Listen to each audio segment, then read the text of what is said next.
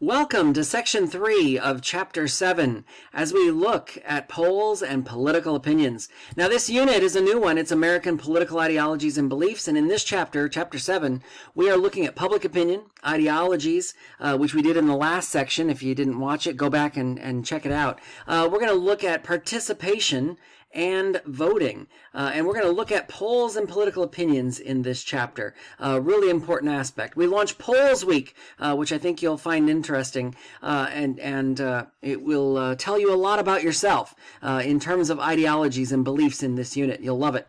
So let's talk about ideology. We talked about beliefs in the last chapter. Let's look about how this impacts policymaking. We started to see how Democrats and Republicans, based on their ideological beliefs, really form and frame their policy agenda. It really turns into their policy making based on their views and their varying views of carrying out liberty and freedom and equality and security.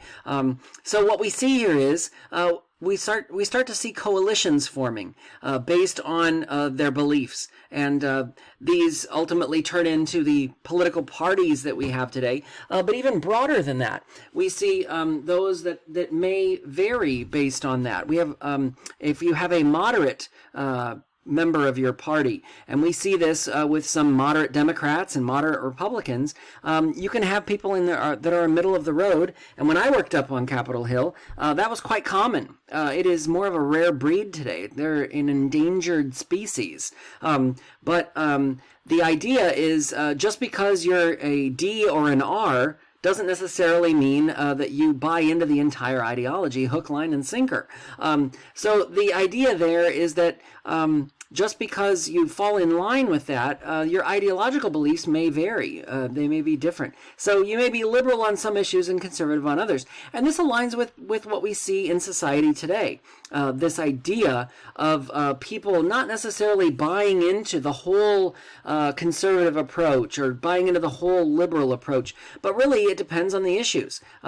And the importance of what we look at here. So that's not a popular approach in terms of. It's really funny because as Congress has become more polarizing, we have seen the electorate become more moderating and much more focused on the people in the middle in terms of that. Now, we've seen that demonized over time in terms of those labels. We've heard them time and again.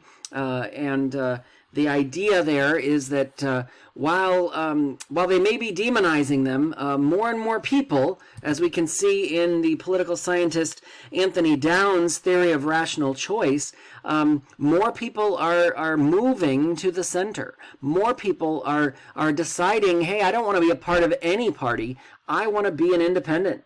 I want to be a moderate voter. I swing to the left and help Democrats win, or I swing to the right and help Republicans win, but I have no allegiances to either party. This is all about doing what's best for me and for my family and for the common good of American society today. And that really is what we are seeing more and more of. In the 2016 election, in the 2020 election, you continue to see it is the moderate voters in the middle that are making up a significant portion of the voting electorate, and they are the ones that are determining which side wins. So in 2016, they leaned to the right with conservatives, and Donald Trump won. In the 2020 election, they leaned to the left, and Joe Biden won. But the idea is they're in the middle. They're moderates. They're not having any allegiances to any parties. They're focused on who can do the best job based on the issues that I'm hearing and based on what is going on in American society right now. And that really is, we're going to keep coming back to this model of Downs' theory of rational choice, because the importance here is that more and more people are moving to this centrist ideal. And you can see the significance of the percentages. You're going to have people that are extremely liberal or extremely conservative. You're always going to have those. You're going to have those that are liberal or conservative on both sides. And you can see we are slightly more conservative than we are liberal in this country.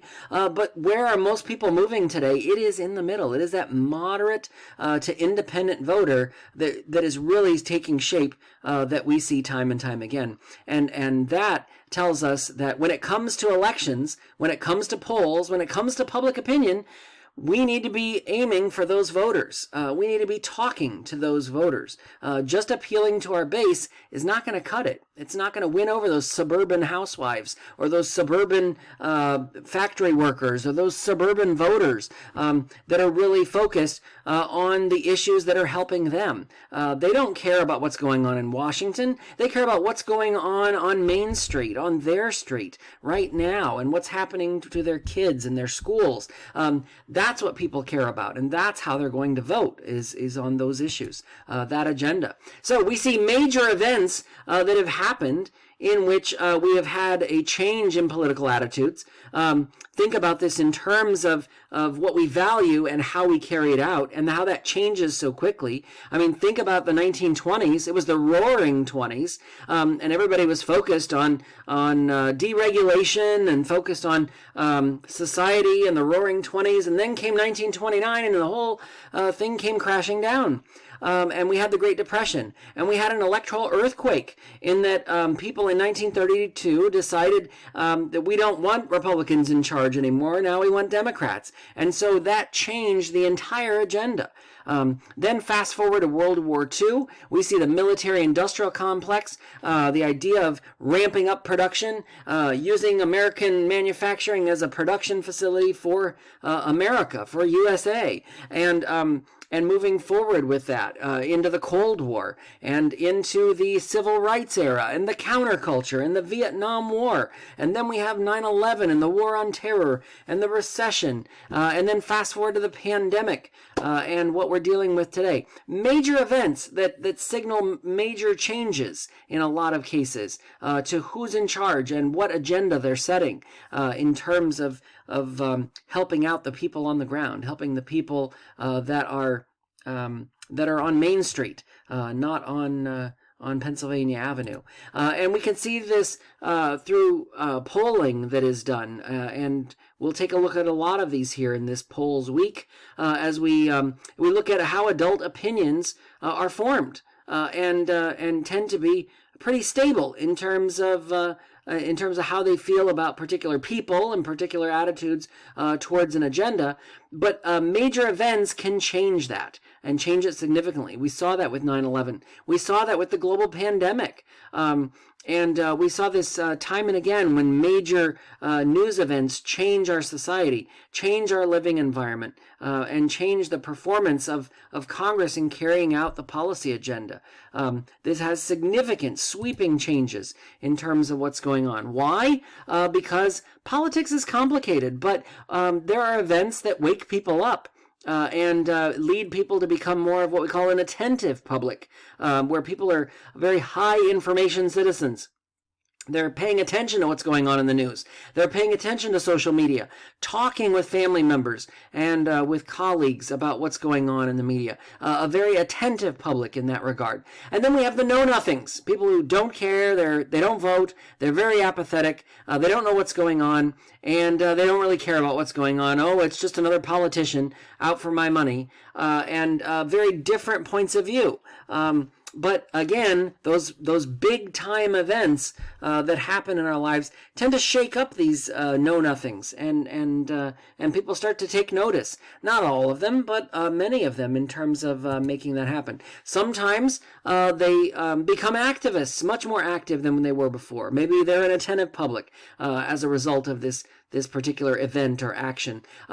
We see part-time citizens, the idea of people selectively participating. I vote in presidential elections, otherwise I don't care. We have those people all the time. Why is it that people vote in presidential elections more than any other? Because of the part-time citizen approach. We have people that just don't participate like we wish they would. They're not attentive to what's going on in politics. They're not activist in nature. And this is very different from the activist approach. Someone who's very involved, donates to campaigns and to political parties and interest groups, probably volunteers on a number of campaigns in order to impact government, and talks with those around them, shares on social media, very activist in nature in terms of addressing this and these needs. Abraham Lincoln once said, "What I want is to get done what the people desire to be done." And the question for me is how to find that out exactly. If you're not using polling to find public opinion, which was much harder to do in Lincoln's day, how do you know what the people want? How do you know what they really desire? You can hear from a couple of people, but what happens if you want to hear from more than a couple of people? Well, that's where we rely on polling, the idea of public opinion, and really gauging that public opinion by asking people questions and asking random people these questions. And this leads to surveys and polls and how we measure this public opinion, how we really address this. We have to look at some things that can affect the results, the importance that can skew the data, if you will. If people don't know a lot about the topic and you're asking them a very specific question that's going to make them feel stupid, then they are probably not going to answer you honestly. They're probably going to lie to you. And so you don't want to delve too far down in the details that the common the average person wouldn't know what you're talking about. So you got to be careful here. That's not going to really reliable data. You also have to be careful about the wording of your questions. You don't want to ask anything that is going to be biased or show to have one slant towards one particular opinion or another. And that's really important. You don't want to vote for that bill, do you? You don't think Congress should really do this, do you? I mean, that's a very opinionated type of question. You want them to be more neutral. You want them to be fairly worded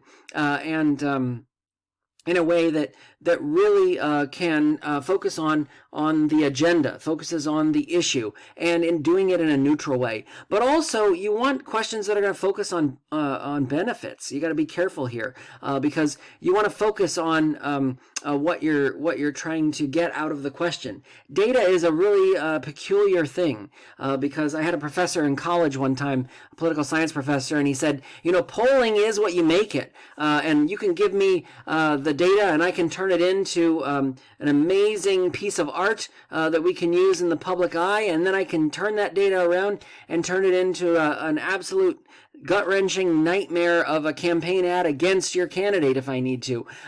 That's the beauty of data, is what you focus on, what you actually try to accentuate in those regards. So you have to be very careful there. And you have to understand that opinions are very fleeting, that people can change their opinion based on one news story that they may hear. Oh, I heard about, so-and-so, and oh, that changes my opinion entirely.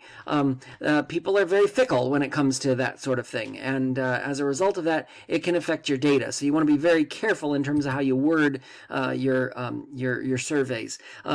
Also, the importance here, as I said, is you want people to be able to understand them easily without delving too far into the details. You get too specific about something that people don't know anything about, they're going to lie to you. They're not going to look stupid. They're going to give you an answer, probably one that they think you want to hear because they don't want to look naive. They don't want to look dumb in the eyes of polling.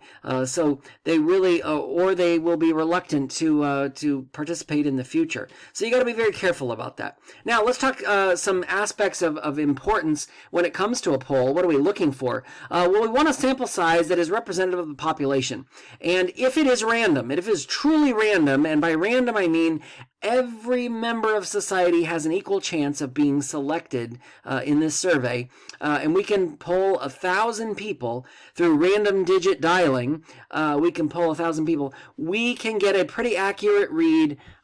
Usually, the sample size that we see is somewhere in the range of 1,144 people. 1,144 is usually the number I always see, or somewhere around there. And they say, 1,144 people were surveyed, and because they do it randomly, in that everybody has a chance of being called and polled, we can get a survey size that is representative of the 300 million people that live in the United States today.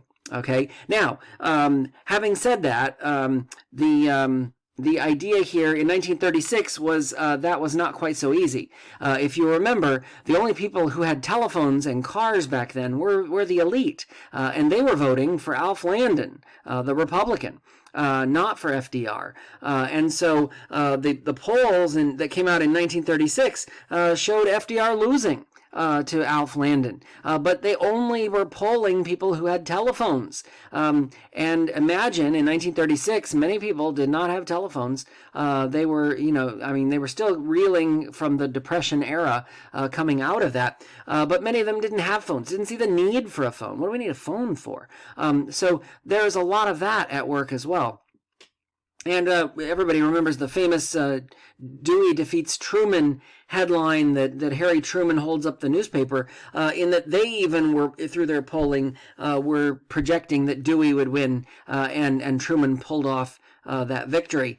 So polling isn't always accurate, and we see this time and again. But the idea is, if the sample size can be truly random, we can get about 1,000 people and get a pretty good indicator of how U.S. society, or how American society today, is viewing that. So I mentioned the random sample. I mentioned the sample size. We need unbiased questions. You got to be careful about the wording here, and you definitely want to make sure that it is representative of the people that are making up the country, the demographics, the labels, if you will. So you don't want it to just favor just white people or just men. You want to be able to, and just from a particular, the Northeast region or whatever. You want it to be representative.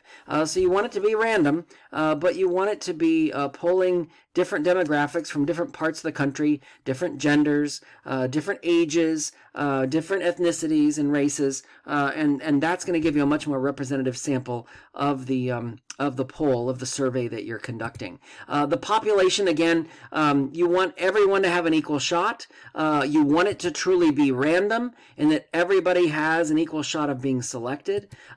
This idea of making sure that different groups are represented is important here, because you want and you can go so far as to have a stratified sample. The idea of different subgroups and making sure that you're accounting for all the different groups that you want to make sure are representative of the people that are being polled.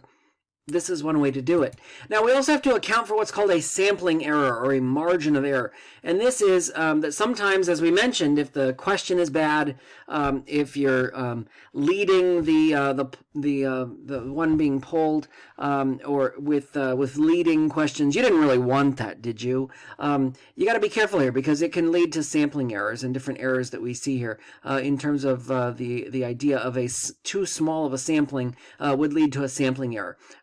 You have a sample of the population that's just too small, versus a margin of error, which is the one we hear the most often. This is the infamous plus or minus 3%.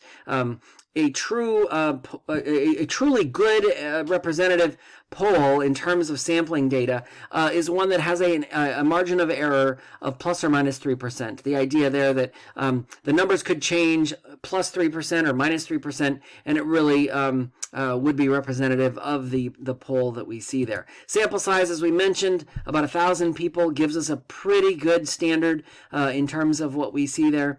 And then we see this time and again when it comes to elections.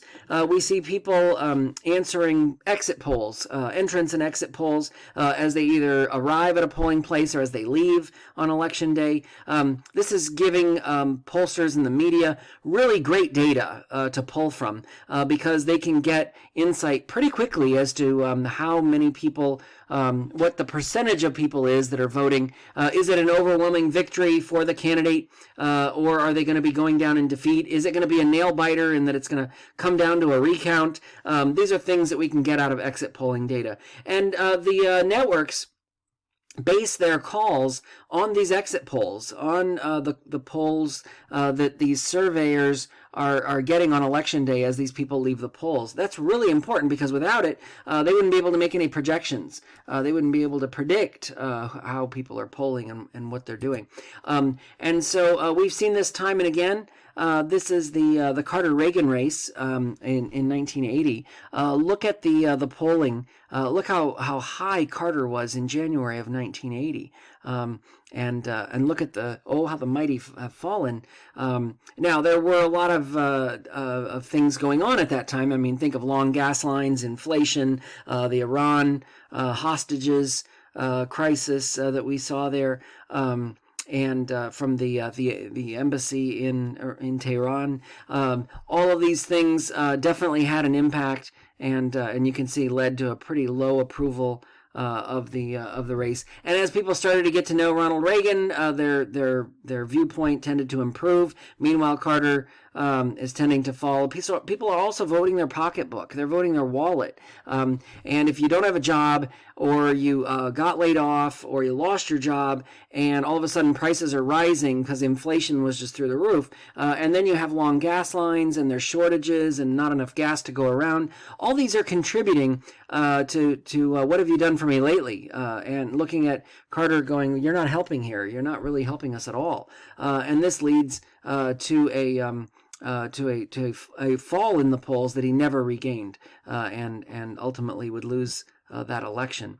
And that's what the campaigns use today in terms of tracking polls and looking at it. And they look at this when they have a come from behind candidate.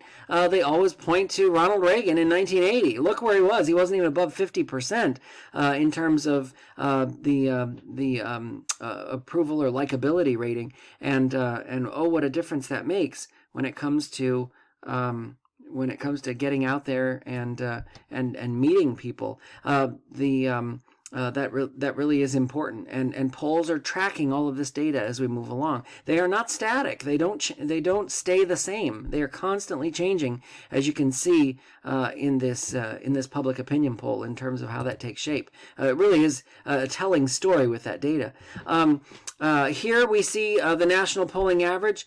This was looking at the 2016 race. You can see Clinton was ahead of Donald Trump, Hillary Clinton ahead of Donald Trump. They're giving her an 84% chance to win. But you got to be careful there because, again, those small margins in the Electoral College, we don't elect a president based on public opinion polls or based on the popular vote. We base it on the Electoral College. And ultimately, that is what it would come down to. That idea of the popular vote isn't how we elect a president. It is winning those margins, which Donald Trump did in those key states of Wisconsin, Michigan, and Pennsylvania, tearing down that blue wall that ultimately did it. And margin of error is important. Remember, that idea of plus or minus 3% can make a difference, especially when it's this tight, what they call a statistical dead heat. The idea is if the race is within that margin of error, within that plus or minus 3%, Clinton drops 3%, Trump goes up 3%, you have a statistical dead heat, which is exactly what was being shown at that time. Now, again, plus or minus 3%, the margin of error in terms of what you see here. Notice the polls versus the votes. Clinton leading at the polls, and Clinton leading in terms of the votes. But again, it comes down to the Electoral College. And 20,000 votes or 3,000 votes, whatever the case may be, in those few states can really make a difference, and we definitely saw that play out in 2016. So what's the impact of this public opinion on policy in terms of looking at the role that public opinion plays? Well, politicians, elected officials, look at public opinion all the time to determine how much do I want to stick my neck out on this issue? Is the public behind me? Are they supporting me? I'm going to be running for re-election next year. Do I want to go forward with this issue now? Is it important enough? Is there enough groundswell of support to back me on this issue that it is going to be an issue that I want to take on and make happen? We can see that it can be used in a number of ways, not just in terms of wording and questions, but also in terms of the agenda. How does this issue rate compared to other issues that are out there? You can see that sometimes people look at an issue and go, oh, this is so important. But up against another issue that is even more important to that person, they would not see that issue as quite as important. So the data depends on what it's being compared to. Elections are always like that. They're all about, it's not about who's running, it's about who's running against you. That really is the driver of who's going to win. It's not about Mitt Romney. It's about Mitt Romney versus Barack Obama. And that's really the driver. It's not about Donald Trump running in 2020. It's about Donald Trump running against Joe Biden. And who you vote for based on the choice between those two candidates. We are a two-party system by design. Electoral College, one party wins, one party loses. To the second or third place, they get nothing. And that is the system that we have today. So if you notice the polls here, blaming for a government shutdown that we saw taking place, we see that President Obama at the time and the Democrats being blamed. In some places, the HuffPost, not so much as Republicans are being blamed. But then over on YouGov, Republicans being blamed even more so than Democrats there. On Fox News, Republicans still being blamed, but a smaller percentage than what we saw at YouGov.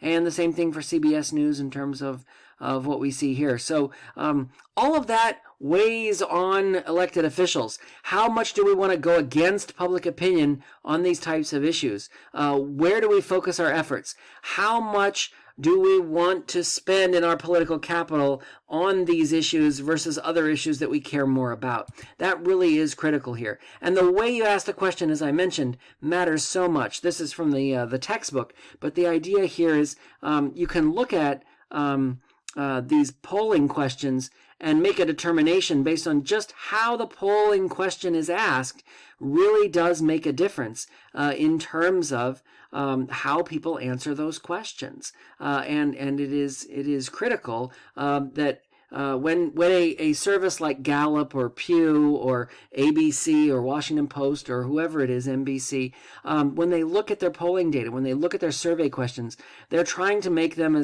and word them in a way that is as unbiased as possible. They want to get accurate representation of the data from the public, and they want to frame that in a way that really is worded in a neutral sort of way in order to get the most accurate measure of public opinion they can.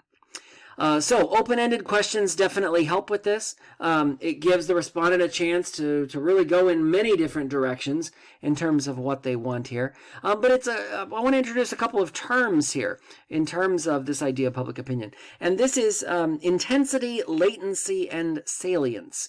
Intensity is how strongly do I feel about this issue? Okay, maybe I don't really support this issue because I don't feel very strongly about this issue. Versus maybe I support this issue because I think this is the number one thing that Congress should be focused on. That's very intense. The intensity is very high, and so that is going to be very different in terms of how I answer that question. Versus latency. Maybe I have an opinion, but I didn't express it. Maybe I'm holding back.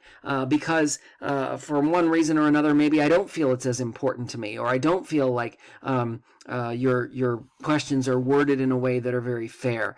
So I don't express that opinion. I kind of hold back in that regard. And then salience, the idea of how important I think this issue is to me as a citizen in terms of that. And that can change rapidly. On a dime, that can change. Something can happen like 9/11 and really change the game, or the global pandemic, coronavirus, and can totally change the game in terms of what people were worried about. If you remember, the focus was in early 2020 was on the president and impeachment, and the focus on the aspects of what was President Trump doing in the conversation with political leaders, elected officials from Ukraine, and then all of a sudden coronavirus hits, and the game changes completely. And public opinion can change on that salience as well in terms of what is most important, what is important to us as a society, as a citizen, and that changes significantly and pretty rapidly in terms of public opinion polls. And we'll take a look at a couple of them here in class in terms of that.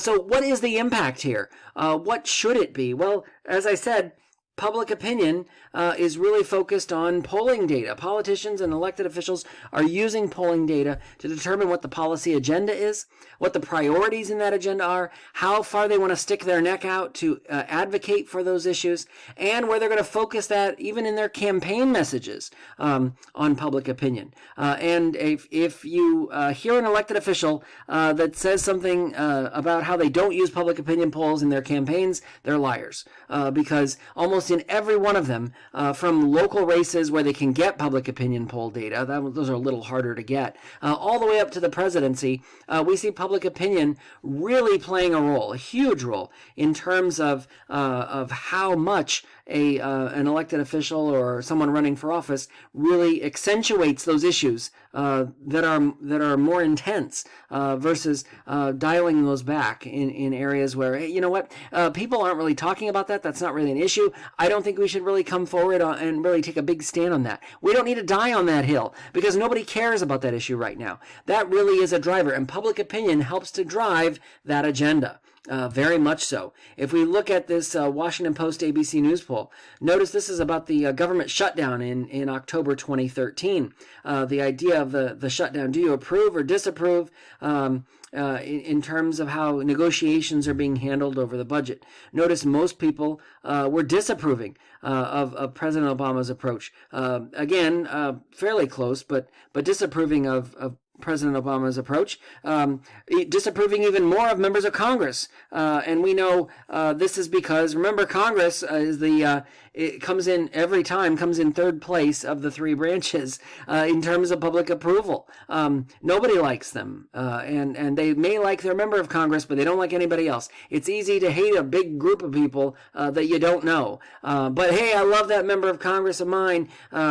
She helped us out with a casework and constituent service, and really helped us to get Grandma's check back when Social Security didn't send her one. And boy, we just love her. We just can't say enough nice things about her. And that really is a difference in terms of why people really, don't see Congress as part of the problem and not as part of the solution. And that's why we've seen, I think, over the last 26 years since Republicans took over in 1994, we've seen a flip-flop of Congress so much. We hadn't seen that in, 40, 50 years. And now we've seen it happen several times since that point. Several times in the last 25 years. And I think it's because of Downs' theory of rational choice, the idea of more people being in the middle, but also because people don't like Congress. And so if more people are in the middle and they're independent or moderate and they're moving to the left or moving to the right, then they're throwing people out of Congress and changing the majorities in Congress all the time because they're moving to the left and Democrats win Congress, and then they're moving to the right and Republicans win Congress, and they keep going back and forth, and the pendulum keeps swinging back and forth and back and forth. So when you look at this shutdown, you see the issues of public opinion. How long do you want to advocate for this shutdown? How long do you really want to die on this hill and waste political capital, or do you want to move on? And that really is where public opinion polls can have a significant influence in terms of driving that. And government shutdowns, we definitely see that time and again in terms of what's taking shape here. Notice this was President Trump's government shutdown. Partial shutdown that was taking place in 2018 and into 2019, the longest government shutdown we had ever seen. And notice how sentiment changes. Notice how they're really mad at Congress as a whole, then at Republicans in Congress, then a little bit at President Trump, which kind of goes down over the holidays, but then picks back up, and over the holidays, they're more upset with Democrats in Congress. Something in the news probably precipitated that. But then you get into January, into New Year, and now all of a sudden people are like, well, maybe not Congress so much, maybe more the Republicans in Congress. Yeah, but also we need to blame President Trump here. And so we see where we end up in mid-January is we're not happy with Congress. We're not happy with Republicans in Congress. We're not happy with President Trump. And we're less happy with Democrats in Congress, but the idea here is that public sentiment is moving away from you, and you need to shut this down. And so ultimately they would in bringing the government back and ending the shutdown. But when both parties are polarizing and digging their heels, they're looking at public opinion. They're looking to see who's supportive of our position on the government shutdown. And that was one that lasted, like I said, the longest government shutdown we had ever seen. As a result of that. But they're definitely looking at the White House and Congress, leaders in Congress, definitely looking at how can we address this in terms of trying to bring the government back and save political face at the same time. Focus groups is another method that we see people use all the time in terms of public opinion. This is when small groups sit down and actually talk about the issues that are important to them. It is less scientific. I actually used this when I worked in business. We actually did this for companies, either companies that were looking to change their product lines, or companies that were looking to go public, companies that were looking. We did one time with a lot of investment bankers, talking about different aspects of target markets there, because we were trying to target investment bankers for something. I don't remember what it was. But anyway, focus groups, you kind of sit behind the mirrored glass. You know what I'm talking about? Yeah, that was kind of interesting. But it's less scientific, but definitely gives you more qualitative information than just data. So you can sit down with 40 people in Iowa and talk about, the candidates and how they feel about issues, and how do they feel about your candidate? How do they feel about what they're wearing and what they're talking about and what they should be talking about? And focus groups really provide more qualitative data than quantitative in that nature. But that is definitely a role that is played there. Well, I hope you found this helpful. We're going to get to our last section of this chapter, which is coming up next on voting. And we hope you found this helpful. If you didn't see the first two sections, definitely go back and take a look at those. We'll see you in section 4.